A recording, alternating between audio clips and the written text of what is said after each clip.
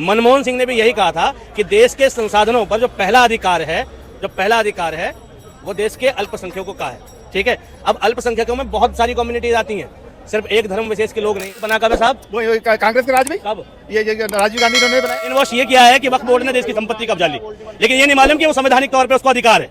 ठीक है, तो भैया मोदी जी 10 साल से शासन में थे, 10 साल में मोदी जी के पास ज्यादा मेजोरिटी थी, क्यों वक्फ बोर्ड खत्म नहीं किया? अगर इतना गलत था तो मोदी जी कर सकते थे 10 साल में। ठीक है, 10 साल में मोदी जी ने वक्फ बोर्ड का कुछ नहीं बिगाड़ा। लाइब्रेशन की पॉलिसी, प्राइवेटेशन की पॉलिसी, ग्लोबलाइजेशन की पॉलिसी, कहता टेस्ला अपनी शर्तों पे आ रहा है। भाई ग्लोबलाइजेशन की पॉलिसी के तहत आ रहा है वो, अगर वैश्वीकरण ना हुआ होता देश में तो ग्लोबलाइजेशन में आता ही नहीं। बात इसने एक भी नहीं करी कि आम आदमी को चाहिए हॉस्पिटल, आम आदमी को चाहिए स्कूल। मोदी जी के द्वारा बनाया हुआ एक स्कूल दिखा दो जो दिल्ली के मॉडल स्कूल से कंपेरिजन कर दे। मोदी जी एक स्कूल में जाना था गुजरात में, टेम्परेरी बेस पे स्कूल बनाना, काम तो हर सरकार करती है, लेकिन वो काम गरीबों के लिए कितना समर्पित है ये देखो। अटल सेतु का टोल 12,000 रुपए, गरीब जाएगा। ठीक है, हवाई जहाज बना दिए, 2-2 हेलीकॉप्टर, 3-3 हेलीकॉप्टर ने बनाए, हम गरीब आदमी जाएगा। अंडर मेट्रो जो चलेगी रेल, उसमें गरीब आदमी सफर करेगा। जनरल स्लीपर क्लास खत्म कर दिया ट्रेन के अंदर, उसमें गरीब आदमी सफर करेगा थर्ड एसी में।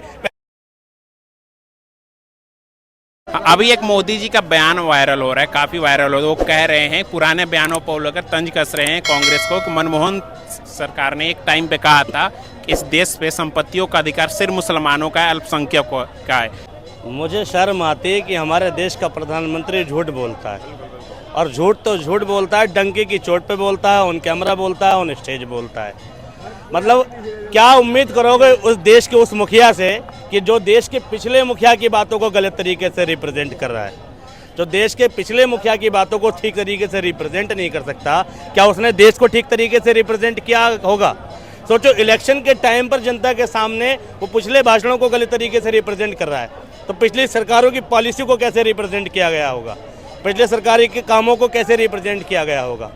जबकि इसका विश्लेषण पहले से आज तक पर दिया गया है कि मनमोहन सिंह ने क्या कहा था। ठीक है, उसमें मुसलमानों का नाम नहीं था, देश के अल्पसंख्यकों का। परिवार की बात भी होती है तो सबसे पहले घर में छोटे का साथ दिया जाता है, क्योंकि वो कैपेबल नहीं होता, उंगली पकड़ के चलना सिखाया जाता है, स्कूल जाता है उसको छोड़ने वाला होता है, लाने वाला होता है, जबकि बड़े के साथ ऐसा नहीं होता। ठीक है, घर में कोई नया फल आता है तो उसको चखाया जाता है। जी देखो, तो ये घर में जो कमज़ोर होता है, जो कैपेबल नहीं होता, उसका साथ दिया जाता है और उसको पहले प्रायोरिटी पर रखा जाता है। साथ सभी का है, लेकिन प्रायोरिटी पर उसे रखा जाता है। मनमोहन सिंह ने भी यही कहा था कि देश के संसाधनों पर जो पहला अधिकार है वो देश के अल्पसंख्यकों का है। ठीक है, अब अल्पसंख्यकों में बहुत सारी कम्युनिटीज आती हैं, सिर्फ एक धर्म विशेष के लोग नहीं आते।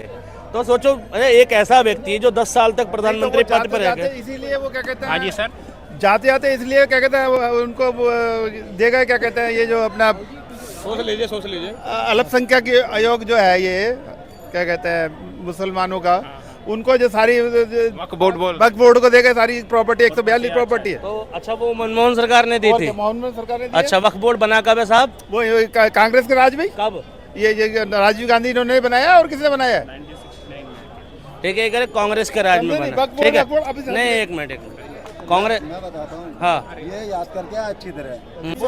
अरे सही बोलो तो सही। चलो ठीक है, चैनल पे नहीं रखा जाएगा, यहाँ 10 लोगों की समझ में तो आएगा। तुम सही बोलोगे तो 10 लोगों की समझ में तो आएगा। आप बोलिए, 10 लोगों को समझाने। मैं तो कह रहा हूँ मेरे कैमरे पे एक ना जाए, और मेरे कहने से एक आदमी का भी निर्णय बदल गया ना कि भाजपा को वोट नहीं देना, तो मेरा काम कामयाब हो गया, बात खत्म। मेरे कहने से एक आदमी का विचार भी बदल गया, मीडिया में जावे ना जावे, ठीक है, एक का भी विचार बदल गया तो मेरा काम पूरा हो गया। सच बोलने वाले में तड़प नहीं होती। आप बोलो, आप बताओ वक्फ बोर्ड कब रजिस्टर्ड हुआ और क्या है वक्फ बोर्ड? ठीक है, अगर ऐसे मनमोहन सिंह का हिंदी में भाषण दिया रहता ना, हमारे भी समझ में आता। अच्छा, तुम्हारी समझ में नहीं आता था भाषण? अच्छा, फिर इंग्लिश में इसीलिए नहीं समझ में आया, ये कहना चाहता। पता क्यों? ऐसे मनमोहन सिंह जैसे, ये अभी उन बेचारों को कुछ पता नहीं है, ये तो पढ़ के आए हैं, ठीक है, लोगों को बता देंगे। किसी ने मना किया क्या आपको पढ़ने के लिए? आप भी पढ़ कर आइए, बताइए। ये बात नहीं, मेरी बात सुनिए, पहले मेरी बात सुनिए। किसी ने मना किया यहाँ किसी ने कि नहीं पढ़ना है? भाई किसी ने मना किया किसी को? चलो ठीक है, पढ़ कर आइए। आप भी बोलिए, नॉलेज लेकर आइए। ये पढ़ के आता, अच्छी बात, आप भी पढ़ कर आइए ना। अरे सुनेगा तो ऐसे मतलब एक तरफ कैमरा लेके बात करोगे भाई, आप ये बताओ। अच्छा चलिए बोलिए, ठीक है। अब ये बताओ, राहुल जो ये बात कर रहे हैं, हिंदुस्तान का बंटवारा किसने करा था? किसने करा था? राहुल गांधी ने। किसने करा? कांग्रेस ने नहीं करा था। हैं? और ये सारी गलतियां कांग्रेस ने करी है। इनका वही नारा है कि बैंक लूट के नीरव भागा सौता चौकीदार, बैंक लूट के नीरव भागा सौता चौकीदार, और कुछ भी पूछो एक ही उत्तर, नेहरू जिम्मेदार, जो गिरा सारा रहा। बस क्या बोलेंगे? अब ऐसे तो ऐसे वही बात। सुन अरे दादा सुन ले, ये गाना जो चला ना तुम्हारा इटली से लेकर यहाँ तक, जो देश को बर्बाद कर गए, नीरो मोदी फिरो मोदी करके, ठीक है। अरे दादा ऐसे सुनो, हमारी बात इस चैनल पे रखी नहीं जाएगी, हमें बोलने कोई हक नहीं है। हम तो जो भाई आप माइक दे रहे तो बोल नहीं पा रहे, तो इसका मतलब इल्जाम लगा रहे चैनल पे। ऐसे छोड़िए जी, ठीक है, रहने दीजिए, हम पाओगे तो आप आइए, बोलिए। सुनो मैं आऊँ या ना आऊँ अलग चीज है, ठीक है। आप जाओ मत, हमारे संग खड़े रहो। देखिए आपके लोग ही नहीं बोलने दे रहे हैं, बोलिए, हम बोलिए। ये देश के प्रति इस तरीके से जाग जाते हैं, असल मुद्दों की बात करोगे तो भाग जाते हैं, और कुछ नहीं है, ठीक है। मतलब इनको पता कुछ नहीं होगा, ठीक है, लेकिन इन्हें ज्ञान दिया हुआ है, और ज्ञान नहीं है, इसे कहते हैं ब्रेन वॉश।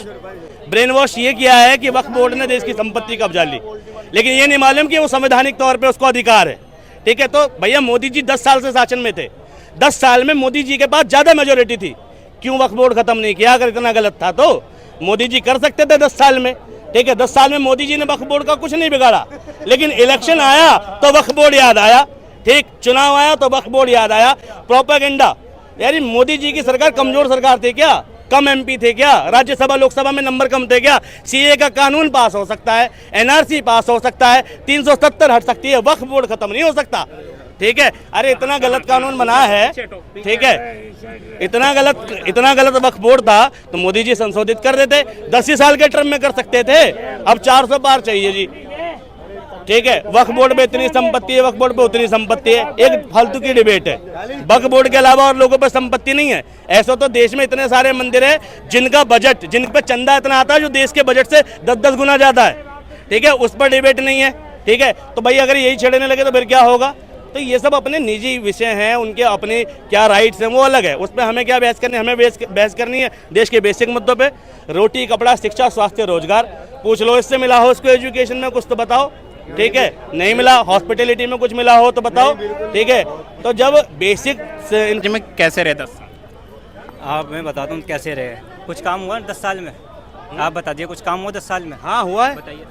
रोड का काम हुआ है, ठीक है, और रोड का भी किन रोडों का हुआ? जिन रोड पे टोल टैक्स लगता है, जिन रोडों पे टोल टैक्स लगता है, नाम बताइए, ठीक है। नाम बताइए फ्लाईओवर के। फ्लाईओवर के बताऊं, NH24 ही देख लो अपना, मेरठ हाईवे एक्सप्रेसवे देख लो, पूर्वांचल देख लो। बताइए।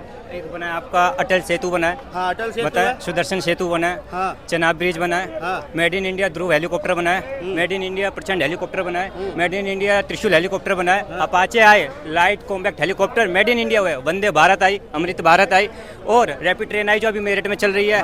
और सुनिए, पहले हिंदू धर्म, पहले कोई भी नहीं जानता था हिंदू धर्म को, आदि शंकराचार्य हम खुद नहीं जानते थे, है ना।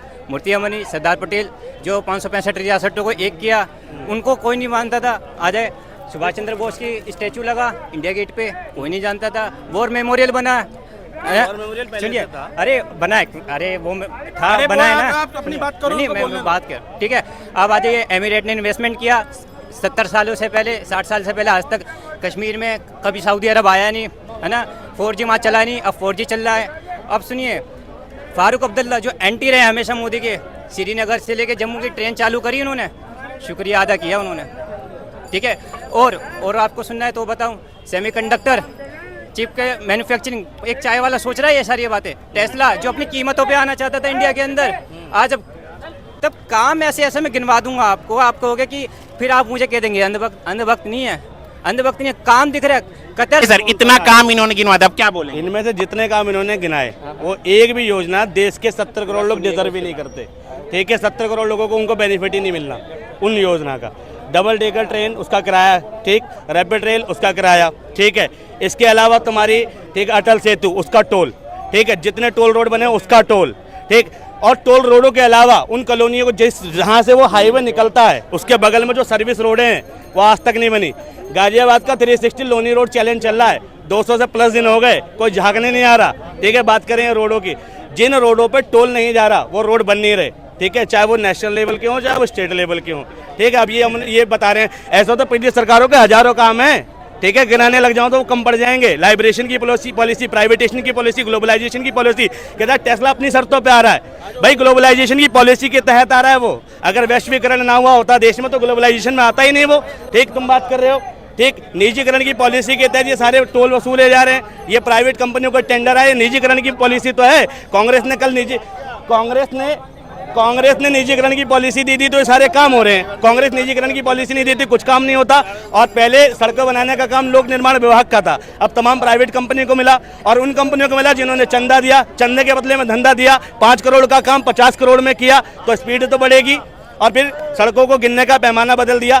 बेसिक बात इसने एक भी नहीं करी कि आम आदमी को चाहिए हॉस्पिटल, आम आदमी को चाहिए स्कूल। मोदी जी के द्वारा बनाया हुआ एक स्कूल दिखा दो जो दिल्ली के मॉडल स्कूल से कंपैरिजन कर दे मोदी जी। एक स्कूल में जाना था गुजरात में, टेम्परेरी बेस पे स्कूल बनाना पड़ा था, 4 बच्चे बैठा के, ठीक है, टेंट में क्लासरूम बनाई थी। अगर मोदी जी ने काम किया होता तो एक स्कूल तैयार तो किया होता। सीता इंटर कॉलेज यूपी की फोटो आती है प्राइवेट स्कूल की कि देखो जी बेस्ट स्कूल है।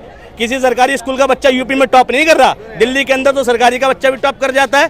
सरकारी का बच्चा IIT में जा रहा है, IIMs में जा रहा है, तो कुछ तो दिया ना केजरीवाल ने। ठीक है, स्कूल बना के कुछ तो दिखाया। मोदी सरकार ने उस तर्ज पे एक भी स्कूल बनाया होता। जवाहर नवोदय विद्यालय राजीव गांधी की योजना थी, मोदी जी ने उसको प्रधानमंत्री जवाहर नवोदय विद्यालय कर दिया। केंद्रीय विद्यालय भैया पिछली सरकार कांग्रेस की योजना थी, उसको प्रधानमंत्री केंद्रीय विद्यालय भैया इन्होंने कर। अरे काम तो हर सरकार करती है, लेकिन वो काम गरीबों के लिए कितना समर्पित है ये देखो। अटल सेतु का टोल 12,000 रुपए, गरीब जाएगा। ठीक है, हवाई जहाज बना दिए, 2-2 हेलीकॉप्टर, 3-3 हेलीकॉप्टर इसने बनाए, हम गरीब आदमी जाएगा। अंडर मेट्रो जो चलेगी रेल, उसमें गरीब आदमी सफर करेगा। जर्नल स्लीपर क्लास खत्म कर दिया ट्रेन के अंदर, उसमें गरीब आदमी सफर करेगा। 3rd AC में पहले जर्नल और 3rd स्लीपर के डब्बे ज्यादा थे, सब खत्म किए जा रहे हैं, किराया बढ़ाया जा रहा है। और सुविधा वंदे भारत की सैकड़ों वीडियो वायरल है असुविधा को लेकर कि उसमें पानी टपक रहा है, उसका खाना खराब है, ये है वह। उन पर काम कौन करेगा? आज भी ट्रेन के अंदर अच्छा खाना लोगों को नहीं मिल रहा, प्राइवेट होने के बाद भी सुविधा इंप्रूव नहीं हुई। बस लोग कह रहे हैं जी भीड़ देखो, भीड़ भी देखो, तुम बिहार जाने वाली ट्रेन में भीड़ भी देखो कि 3rd AC स्लीपर बना हुआ है और स्लीपर जर्नल बना हुआ है। ठीक है, बात कर रहे हैं कि भैया सुविधा कर दी मोदी जी ने। आज भी पुलिस वाला चालान काटता है तो क्या बिना पैसे लिए छोड़ देता है? कल 100 रुपए में मानता था, आज 500 में मानता है। ठीक है, एक पुलिस वाला 1000 रुपए का हेलमेट का चालान के बदले 500 रुपए रख सकता है, लेकिन 100 रुपए का मोदी सरकार हेलमेट नहीं दे सकती। 1000 रुपए का चालान काट सकती है, लेकिन 100 रुपए का अरे हेलमेट दे दो। चालान काटने से आगे एक्सीडेंट होगा तो क्या उसकी वो बच जाएगा? मरेगा ही ना। अरे 1000 रुपए का चालान में 200 रुपए का हेलमेट भी दो से खरीद के, तब तो बात करें। ठीक, मतलब तुम चालान के लिए 1000 रुपए ले सकते हो, लेकिन एक हेलमेट नहीं दे सकते हो उसको। ठीक है, 10-10 हजार रुपए का पॉल्यूशन का चालान है, 50 रुपए का पॉल्यूशन हैंड टू हैंड करके दो, पॉलिसी तो ये कहती।